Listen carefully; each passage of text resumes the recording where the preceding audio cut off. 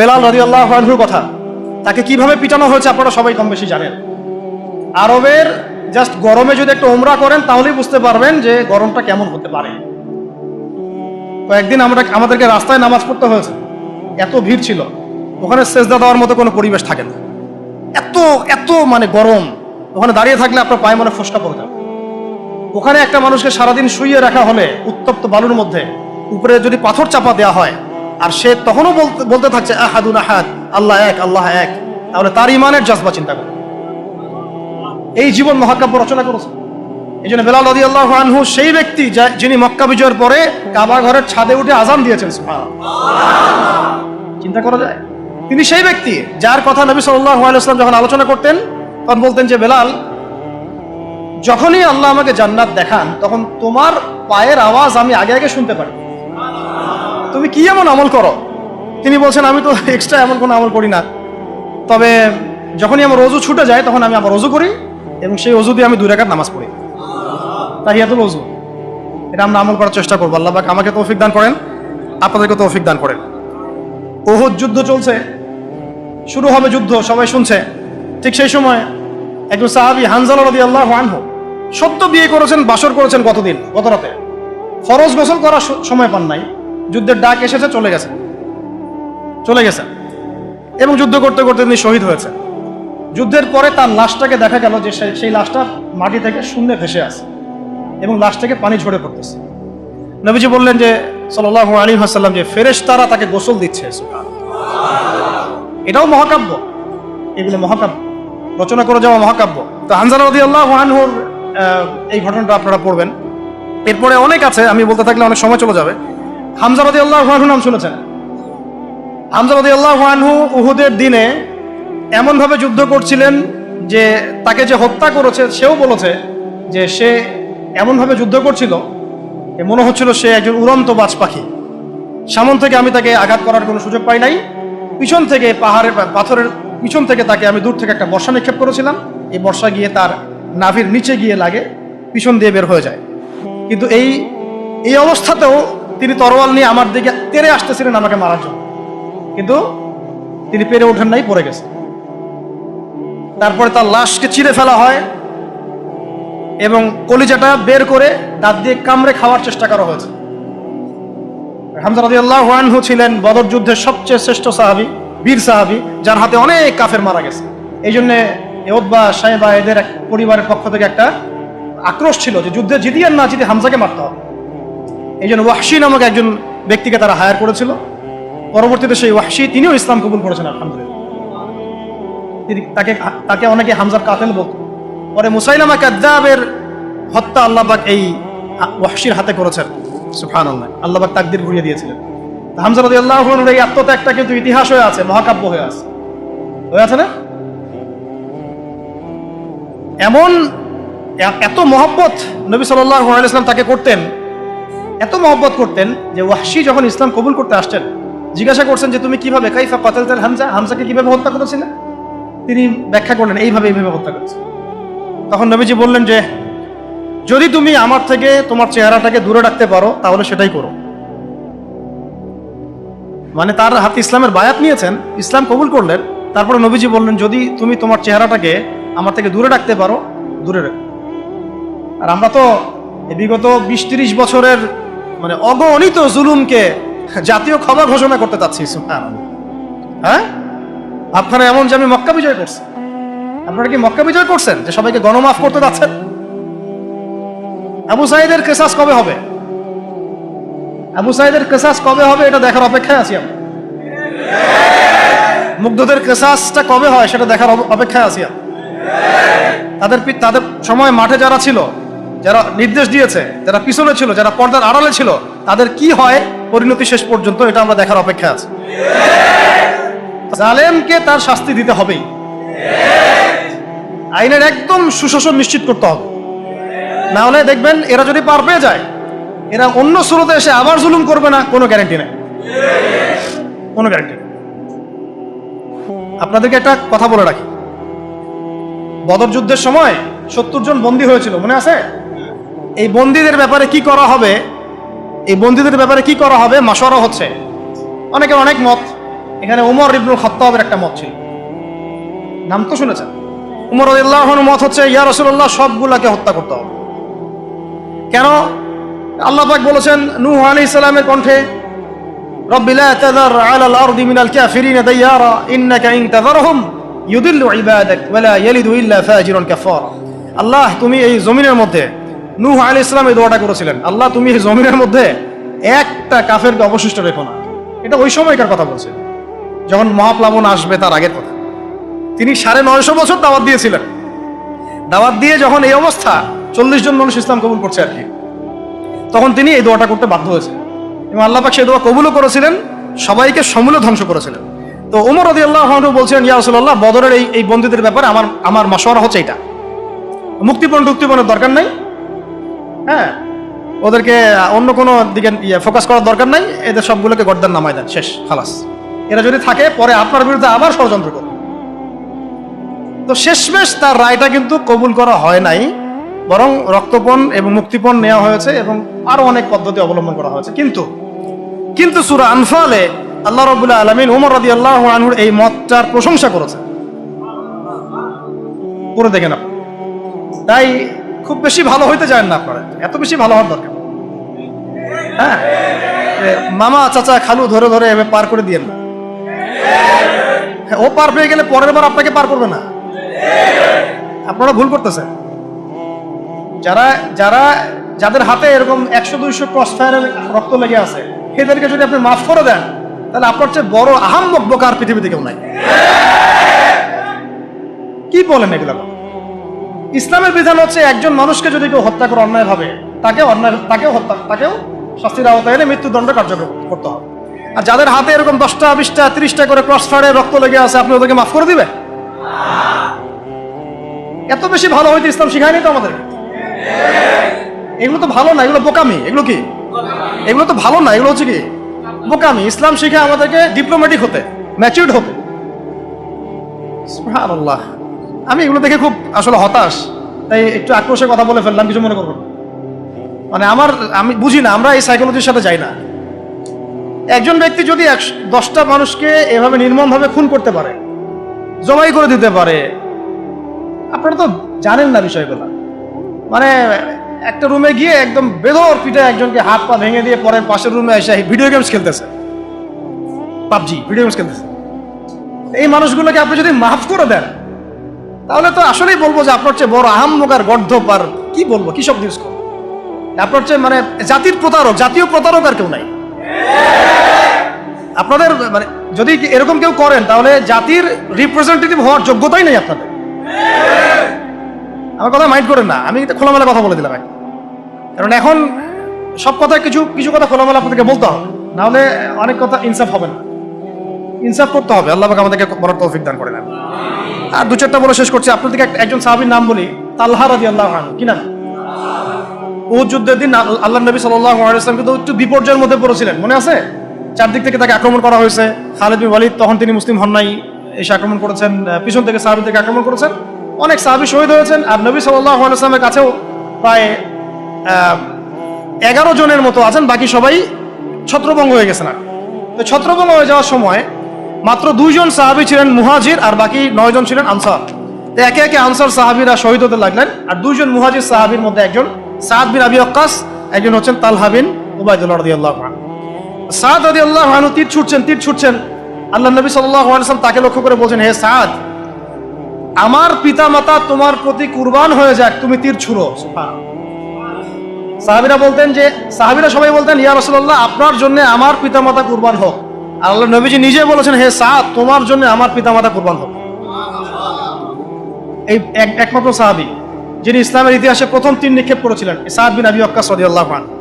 আর তালহা রাদিয়াল্লাহু আনহু তরোয়াল চালাচ্ছিলেন।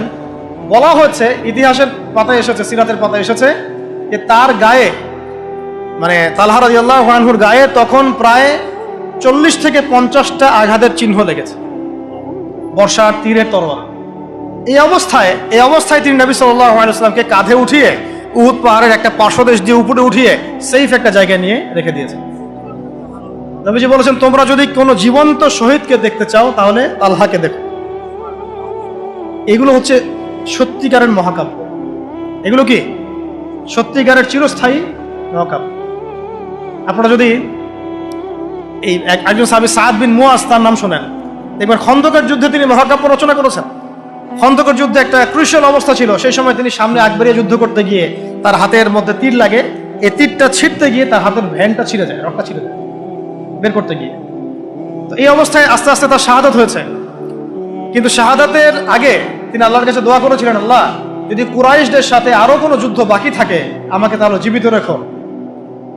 এবং তার শাহাদাতের সময় তিনি বলছেন, এরপর থেকে ইসলামের উপর তারা আর আক্রমণ করতে পারবে না, কারণ আমি এমন দোয়া করেছিলাম যে আল্লাহ যদি কুরাইশদের সাথে আরো কোনো যুদ্ধ বাকি থেকে থাকে আমাকে জীবিত রেখো। তার আগ মুহূর্তে তিনি বনু কুরাইজার যে গাদ্দারি বেঈমানি, ওই বেঈমানির শাস্তি দিয়ে তিনি দুনিয়া থেকে বিদায় নিয়েছেন। সাদ বিন মুয়াজ, যার জানাজায় নবীজি বলেছেন যার জানাজার সালাতে 70,000 ফেরেশতা শরীক হয়েছে। এগুলো মহাকাব্য। আপনারা যদি আরো সামনে যান আপনারা মুতার যুদ্ধের ঘটনা পাবেন। এই কয়েকটা বলে শেষ করছি। এটা বলতে গেলে আসলে আমি নিজেকে ধরে রাখতে পারি না, আর ধরে রাখার মতো আসলে অবস্থাও না। ইসলামের ইতিহাসের সবচাইতে মর্মান্তিক যুদ্ধ হচ্ছে মুতার যুদ্ধ, সবচেয়ে মর্মান্তিক। বদর, উহুদ, খন্দক, খায়বার যত যুদ্ধ আছে এগুলো যুদ্ধ অনেক বড় মাপের। মুতার যুদ্ধের প্রেক্ষাপট এবং সিচুয়েশনটা সম্পূর্ণ ডিফারেন্ট। এখানে আপনাদেরকে আমি 3 জন শ্রেষ্ঠ বীরের মহাকাব্য শোনাচ্ছি। কয়জন? 3 জন শ্রেষ্ঠ বীর পুরুষের মহাকাব্য। নবী সাল্লাল্লাহু আলাইহি ওয়াসাল্লাম একজন সাহাবীকে পাঠালেন, তার নাম হচ্ছে হারিস বিন উবাইদা। কি নাম বলেন? হারিস বিন উবাইদা, তুমি এই চিঠিটা নিয়ে যাও। এটা তো মদিনা রাষ্ট্র কায়েম হওয়ার পরের কথা, একদম নবম হিজরতের 8ম বছরের দিকের কথা আর কি। তখন ততদিন হুদাইবিয়ার সন্ধিও হয়ে গেছে এবং কাজা ওমরা আদায় হয়ে গেছে এবং খায়বার যুদ্ধ জয় হয়ে গেছে। খায়বারের পরের কথা এটা আর কি। হারিস বিন উবাইদা, তুমি এই চিঠিটা নিয়ে যাও, ওই রোমকদের কাছে যাবা। তখন তো সুপার পাওয়ার 2টা, রোমানরা এবং পার্সিয়ানরা। তো এখনকার ওই যে এই কন্টিনেন্টের ন্যাটো আর ওই কন্টিনেন্টের চায়না রাশিয়ার মতো জেনে পারতেছে। তো সে গেল ওখানে। সুরাহবিল আল গাসসানি একজন শাসক ছিলেন ওইখানকার সিরিয়ার। সে ওই চিঠিটা দেখে বলতেছে যে আচ্ছা ঠিক আছে বসো, দেখি কি করা যায়। চিঠিতে লেখা আছে ইসলাম কবুল করেন, আল্লাহ পাক শান্তি বর্ষণ করবেন, তাসলিম তাসলিম। যে নবী সাল্লাল্লাহু আলাইহি ওয়াসাল্লাম চিঠি আছে না একটা রাষ্ট্রপ্রধানদের কাছে, সে চিঠি পড়ে উদ্ধত আচরণ। আমি এখানকার আমির, আমাকে ওই মক্কার মেষপালকরা চিঠি পাঠায় আপনার? কে চিঠি নিয়ে আসছে? যে হারিস বিন উবাইদা। আচ্ছা ওকে বসাও। হারিস বিন উবাইদা রাদিয়াল্লাহু আনহুকে রাষ্ট্রদূত, কিন্তু তিনি রাষ্ট্রদূতকে তারা নির্মমভাবে হত্যা করল। কথা বুঝতে পারছেন? এবার নবী সাল্লাল্লাহু আলাইহি ওয়াসাল্লামের কাছে খবর যখন আসছে রাষ্ট্রদূতকে হত্যা করেছে। আমার সাহাবীকে, কয়জন সাহাবীকে হত্যা করেছে? 10 জন, 20 জন, 100 জন? একজন সাহাবীকে হত্যা করার প্রতিশোধ নেওয়ার জন্য নবী সাল্লাল্লাহু আলাইহি ওয়াসাল্লাম 3000 বাহিনীর একটা জিহাদি কাফেলা তৈরি করলেন। 3000 বাহিনী কাফেলায় তিনি নিজে নেতৃত্ব না দিয়ে বললেন যে এই কাফেলার নেতৃত্ব দিবে আমার প্রিয় ভাজন, তাকে তার পালক পুত্র বলা হতো এক সময়, যায়েদ ইবনে হারেসা রাদিয়াল্লাহু আনহু। কোন যায়েদ? তায়েফের সফরের সঙ্গী, তায়েফের সফরের একজন সাহাবী তার সাথে ছিলেন, তার নাম যায়েদ ইবনে হারেসা। যখন তায়েফবাসী নবীজিকে মারছিলেন, যায়েদ ইবনে হারেসা রাদিয়াল্লাহু আনহু তার বুক দিয়ে নবীকে জড়ায় ধরেছিলেন যে আমার গায়ে আঘাত লাগুক, তার গায়ে না লাগুক। এই সাহাবী যায়েদ ইবনে হারেসা রাদিয়াল্লাহু আনহু তাকে পতাকা দিয়ে বললেন, এই মুতার যুদ্ধের আমির হচ্ছে যায়েদ ইবনে হারেসা। যদি যায়েদ ইবনে হারেসা শহীদ হয় তাহলে পতাকা বহন করবে জাফর ইবনে আবি তালেব, আমার চাচাতো ভাই। কোন জাফর? যিনি আবিসিনিয়ায় গিয়েছিলেন মুসলিমদেরকে নিয়ে হিজরত করতে, মনে আছে? যিনি বাদশাহ নাজাশির সামনে কুরআন তেলাওয়াত করার, সূরা মারিয়াম তেলাওয়াত করার কারণে বাদশাহ নাজাশির চোখ দিয়ে দরদর করে পানি পড়তে শুরু করেছে। ওই বাদশাহ নাজাশিও পরে ইসলাম কবুল করেছে, আলহামদুলিল্লাহ। জাফর রাদিয়াল্লাহু আনহু পতাকা বহন করবে যদি যায়েদ ইবনে হারেসা শহীদ হয়। এরপরে যদি জাফরও শহীদ হয়, পতাকা বহন করবে আমার আরেক প্রিয় ভাজন সাহাবী আব্দুল্লাহ বিন রাওয়াহা রাদিয়াল্লাহু আনহু। আব্দুল্লাহ বিন রাওয়াহা রাদিয়াল্লাহু, যাকে যে কোনো মুহূর্তে যদি বলতেন ইসলাম নিয়ে একটা শের বলেন, একটা কবিতা বলেন, ইনস্ট্যান্ট তিনি শের বলে ফেলতে পারতেন। এত সুন্দর, এত উন্নত কাব্য প্রতিভা ছিল তার মধ্যে। এই নষ্ট সংস্কৃতি না, তাদের সংস্কৃতি ছিল একেবারে খাঁটি তাওহীদের সংস্কৃতি। এমনকি কাবা তাওয়াফ করছেন তিনি, তখন কাবা তাওয়াফ করছেন বিদায় কাজা উমরা আদায় করার সময় নবীর সামনে সামনে তিনি ঘুরছেন এবং আবৃত্তি করছিলেন একটা কবিতা কাফেরদেরকে আঘাত করার জন্য। এই কাফেররা দেখো, তোমরা যাকে বের করে দিয়েছিলে তিনি আজকে সসম্মানে এখানে ঘুরতেছেন। ওমর রাদিয়াল্লাহু আনহু বলছিলেন যে কাবা তাওয়াফ করার সময় তুমি এগুলো বলছো? নবীজি বললেন ওকে ছেড়ে দাও, সে এমন এমন বাক্য তিলাওয়াত করতেছে, মানে এমন বাক্য সে চয়ন করেছে যেগুলো কাফেরের অন্তরে বর্ষার চাইতেও বেশি বিদ্ধ হচ্ছে, তাকে বলতে দাও। এই হলো আব্দুল্লাহ বিন রাওয়াহা রাদিয়াল্লাহু আনহু, নবীজির অত্যন্ত প্রিয় ভাজন স্যার। আব্দুল্লাহ বিন রাওয়াহা যদি শহীদ হয় তাহলে তোমরা তোমাদের মধ্য থেকে একজনকে আমির নিযুক্ত করে নিও। সাহাবীরা বুঝে ফেললেন এই সফরে আমরা তিনজনই শহীদ হতে যাচ্ছি, কারণ একটা সফরে কখনো তিনজন আমিরের প্রয়োজন হয় না, হয় না। এবার তারা গেলেন, তারা কখনো আশাও করেন নাই ওখানে যা দেখবেন। ওখানে গিয়ে দেখলেন যে 1,00,000 রোমান সৈন্য সামনে এসে দাঁড়িয়েছে। কত লক্ষ? এবং একেবারে ফুল প্রশিক্ষিত, একদম ফুল আর্মড ফোর্সড। আর এর সাথে তাদের সাহায্যকারী দলেও আছে আরো 1,00,000 সৈন্য। মোট কয় লক্ষ? এদিকে কতজন? যুদ্ধ হওয়া সম্ভব? আসলে কি সম্ভব? সম্ভব না। যুদ্ধ কিন্তু সম্ভব না। আমরা তো আগে সংখ্যা গরিষ্ঠ হওয়ার কথা চিন্তা করি। কোন যুদ্ধে ইসলাম সংখ্যা গরিষ্ঠতা দিয়ে জিতে নাই। ইসলাম জিতেছে ইমানের বদৌলতে, শুধু ইমানের বদৌলতে। আমরা সংখ্যা দিয়ে কখনো বিজয় লাভ করতে পারি নাই। এখন এবার সাহাবীরা মাশওয়ারা করতেছেন রাত্রেবেলা, আমরা কি করব? কালকে যুদ্ধ করব, নাকি মদিনায় ফিরে যাব, নাকি রাসূলকে খবর পাঠাবো, নাকি কোনো বিকল্প ফোর্স নিয়ে আসার ব্যবস্থা করব, কি করব? তখন সাহাবী ওই যে বললো আব্দুল্লাহ বিন রাওয়াহা রাদিয়াল্লাহু আনহু দাঁড়ালেন। তরুণ সাহাবী, আপনাদের কি বলতেছে? তরুণ সাহাবী দাঁড়িয়ে বলছেন যে হে আমার ভাইয়েরা, আমরা এখানে কি জন্য এসেছি? হয় আমরা এই যুদ্ধ করব, শহীদ হব, না হলে আমরা গাজী হব। আর আপনারা যে বিষয়টাকে ভয় করছেন আসলে কিন্তু আমরা সেটা পাওয়ার জন্যই এসেছি, তার নাম শাহাদাত। আপনারা যেটাকে ভয় করছেন যে আমরা এখানে গেলে মারা যাবো, ওটার জন্যই তো আমরা এত দূরে এসেছি।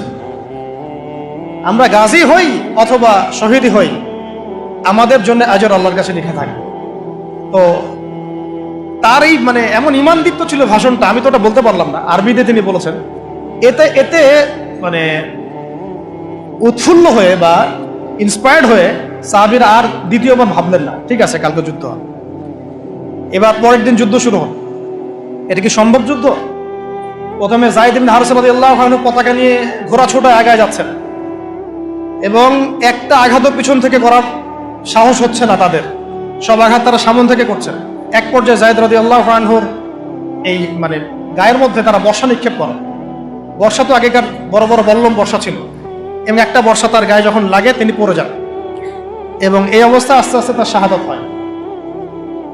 পতাকা পড়তে দেন নাই, পতাকা নিয়ে নিয়েছেন জাফর ইবনে আবি তালিব রাদিয়াল্লাহু আনহু হাতে, এবং জাফর রাদিয়াল্লাহু আনহু যুদ্ধ করতে থাকেন, এত বীর বিক্রমে যুদ্ধ করতে থাকেন যে এক পর্যায়ে তিনি তার নিজের কালো এবং লাল ডোরাকাটা ঘোড়া ছিল, সেই ঘোড়ার পা নিজেই কেটে ফেলেন, যে আমার যেন পালিয়ে যাওয়ার মন না ওঠে, তারা যেন আমার ঘোড়া ইউজ করতে না পারে। সাহাবীরা বলছেন তার শাহাদাতের পরে তার বডির মধ্যে আমরা এরকম 50টা থেকে 60টা এরকম আঘাতের দাগ দেখেছি। একটাও দেহের পিছনে ছিল না, সব সামনে ছিল। যুদ্ধ করতে করতে এক পর্যায়ে তার ডান হাতটা কেটে পড়ে যায়। এরপরে তিনি বাম হাতে পতাকা উঠায় নেন, কাফেররা বাম হাতটাও কেটে ফেলে। এরপরে তিনি বুকের সাথে পতাকাটাকে এইভাবে জড়িয়ে রাখেন, বুকের সাথে পতাকাটাকে এইভাবে জড়িয়ে রাখেন, পতাকা পড়তে দেন নাই। একজন রোমান সৈন্য তাকে আঘাত করে এবং তার দেহটা দ্বিখণ্ডিত হল। এই খবর নবী সাল্লাল্লাহু আলাইহি ওয়াসাল্লাম ওই মদিনায় বসে বসেই পাচ্ছিলেন। তিনি বললেন এইমাত্র যায়েদ শহীদ হলো, এইমাত্র জাফর শহীদ হলো। একটু তিনি কান্নার ভাব চলে আসলো। একটু পরে নবীজি হেসে দিলেন। সাহাবীরা বলছেন আপনি হাসছেন কেন ইয়া রাসূলুল্লাহ? তিনি বলছেন যে জাফর এর ডান হাত প্রথমে কেটে গেছে, তারপর বাম হাত কেটে গেছে। আল্লাহ রাব্বুল আলামিন তাকে এই দুইটা কাটা হাতের বিনিময়ে জান্নাতে দুইটা বড় বড় পাখা দিয়েছে। এইটা দিয়ে তিনি জান্নাতে ঘুরে বেড়াচ্ছেন আর ফল খাচ্ছেন। তার নাম হয়ে গেল জাফর আত-তাইয়ার, জাফর আত-তাইয়ার, পাখাওয়ালা। এরপরে পতাকা হাতে নিলেন সেই আব্দুল্লাহ বিন রাওয়াহা রাদিয়াল্লাহু আনহু। তিনিও তো বীর বিক্রমে যুদ্ধ করতে লাগলেন। এক পর্যায়ে তিনি একটু কান্না করেছিলেন। সাহাবীরা বলছেন আপনি কি ভয় কান্না করতেছেন? জি না, আমি ভয় কান্না করছি না, বরং কোরআনের একটা আয়াত আমার মাথায় আসছে বলে আমি কান্না করছি। সে আয়াতটা ছিল সূরা মারিয়ামের মধ্যে, ওয়াইম মিনকুম ইল্লা ওয়ারিদুহা কানা আলা রাব্বিকা হাতমান মাকদিয়া, একটা আয়াত আছে কোরআনে সূরা মারইয়াম। এটা হচ্ছে আপনার রবের একেবারে একটা চিরনির্ধারিত একটা বিষয়, যে তোমাদের সবাইকে, আবার বলছি, ওয়া ইম মিনকুম ইল্লা ওয়ারিদুহা কানা আলা রাব্বিকা হাতমান মাকদিয়া, মানে তোমাদের সবাইকেই আবশ্যিকভাবে, ম্যান্ডেটরি ভাবে এই জান্নাত জাহান্নামের উপর অবস্থিত এই পুলসিরাত পার হতেই হবে। এটা তোমার রবের একটা প্রাচীন একটা মানে স্টেটমেন্ট, এটা তোমাকে করতেই হবে, সবাইকে করতে হবে। এই আয়াতটা মনে হয় আমার কান্না আসতেছে। একজন তাকে একটা হাড্ডিওয়ালা গোশত এনে দিয়েছিল, তিনি সেই গোশতটা খাওয়ার জন্য চেষ্টা করছিলেন, পরে একটা কামড় দিয়ে ফেলে দিয়েছেন, একটা কামড় দিয়ে ফেলে দিয়েছেন। তারপরে তিনি ছুটলেন যুদ্ধ করার জন্য, এবং ওই সময় একটা কবিতা আবৃত্তি করেছেন, হে আমার মন, হে আমার মন, তোমার নফস হয়তো চাচ্ছে, তুমি হয়তো চাচ্ছ এখান থেকে পালিয়ে যাওয়ার জন্য, জেনে রাখো সামনে তুমি যা দেখছো এর পিছনেই আছে জান্নাত। শেষমেশ কি জীবন দেখেন, কি কি ব্যক্তিত্ব, কি ক্যারেক্টার, কেমন গায়রত, কেমন ইজ্জত, কেমন সম্মান, কি জীবন। এরপরে তিনিও শহীদ হলেন, পতাকা হাতে তুলে নিলেন আল্লাহর বীর খালেদ বিন ওয়ালিদ রাদিয়াল্লাহু আনহু, তাকে পতাকা দেওয়া। তিনি কিন্তু নতুন মুসলিম হয়েছেন। উহুদের যুদ্ধের যে ক্রাইসিস, এটা কিন্তু তার হাতে। কাজা উমরা আদায় করতে গিয়ে নবীজি চিঠি লিখে দিয়েছেন, ছোট্ট করে একটা, একজনের দ্বারা লিখিয়েছেন যে খালিদকে চিঠিটা পৌঁছে দিও। ওখানে লেখা আছে, খালিদ তুমি যদি কাফেরদের পক্ষ অবলম্বন না করে মুসলিমদের পক্ষ নিতা কতই না ভালো। ঠিক আছে, এই একটা লিখা একটা চিঠি খালিদ রাদিয়াল্লাহু আনহু একবারে কলিজাটা কাঁপায় ফেলছে। তিনি মক্কা থেকে মদিনায় গিয়ে নিজে ইসলাম কবুল করে আসছেন, এবং নবী সাল্লাল্লাহু আলাইহি ওয়াসাল্লাম তাকে কিন্তু আন্ডারস্টিমেট করেন নাই। তার হাতে উল্টা তরোয়াল উঠাই দিয়ে বলছেন যে আজকে থেকে এই তরোয়াল তোমার, এবং তোমার নাম হচ্ছে সাইফুল্লাহ, তুমি আল্লাহর তরবারি। এরপর থেকে তিনি প্রায় ৮০-৯০টা যুদ্ধ করেছেন, সবগুলোতে জয়লাভ করেছেন। ওই খালিদ রাদিয়াল্লাহু আনহু পতাকা তুলে নেন মুতার যুদ্ধে। তারপরে সিরাতের মধ্যে আসছে, তিনি বলছেন নিজের ভাষায় যে ওই দিন আমার হাতে ৯টা তরোয়াল ভেঙে গেছে। যুদ্ধ করতে করতে করতে করতে ওই দিন আমার হাতে 9টা তরোয়াল ভেঙে গেছে। তিনি ছিলেন যুদ্ধ কৌশলে অত্যন্ত পারদর্শী, হুটে হাটে কোনো কাজ করতেন, অনেক পারদর্শী। তিনি ডানের সৈন্যকে বামে নিয়ে আসছেন, বামেরটাকে ডানে নিয়ে গেছেন, সামনেটাকে পিছনে নিয়ে আসছেন, পিছনেটাকে সামনে নিয়েছেন। বর্ষা যারা ছিল তাদেরকে পিছনে নিয়ে আসছেন, তীরন্দাজদেরকে সামনে দিয়েছেন, মানে ওদেরকে ভেবাচাকা খাওয়াই দিয়েছেন যে ওরা মনে করতেছে এরা মনে হয় অনেক, হ্যাঁ এরা মনে হয় আরো বিকল্প ফোর্স নিয়ে আসছে মনে হয়। ওরা আস্তে আস্তে পিছনের দিকে যাওয়া শুরু করতেছে, আর এদিকে মুসলিমরা একটু একটু করে সেফ জোনে আসার চেষ্টা করতেছে পিছনের দিকে। ওরা ভাবতেছে পিছনে সামনে যদি আগাই হয়তো পিছন থেকে ওরা আরো সৈন্য নিয়ে আসছে, আমাদেরকে আক্রমণ। এই আল্লাহ পাক ভয় চাপাই দিলেন, এরা পালায় চলে গেল। ৩,০০০ সৈন্য নিয়ে ২ লক্ষ সৈন্যকে পরাজিত করা হচ্ছে। খালিদ রাদিয়াল্লাহু আনহু বললেন আমার হাতে সেই দিন ৯টা তরোয়াল ভেঙেছে, আর শেষমেশ ছোট্ট একটা ইয়েমেনি চাকু দিয়ে আমি যুদ্ধ করেছি। তাহলে চিন্তা করেন কত কাফের মারা গেছে। আর মুসলিমদের মধ্যে মাত্র ১২ জন সাহাবী শহীদ হয়েছে। মাত্র ১২ জনকে তারা মারতে পারছে, বাকিদেরকে মারতে পারবে?